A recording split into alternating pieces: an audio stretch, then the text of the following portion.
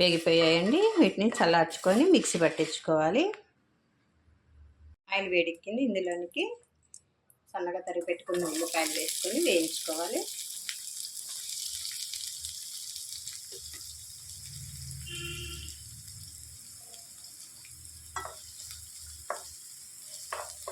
Brown colour వచ్చే వరకు వేయించుకోవాలి. ఈ విధంగా బ్రౌన్ కలర్ వచ్చే వరకు వేయించుకొని స్టవ్ ఆఫ్ చేసేసి పక్కన పెట్టేసుకొని చల్లార్చుకొని మిక్సీ పట్టేసుకోవాలి. రెడీ చేసుకున్న మసాలా దినుసులన్నీ వేసుకొని మిక్సీ పట్టేసుకోవాలి. ఈ విధంగా పట్టేసుకుంటే సరిపోయిద్దండి.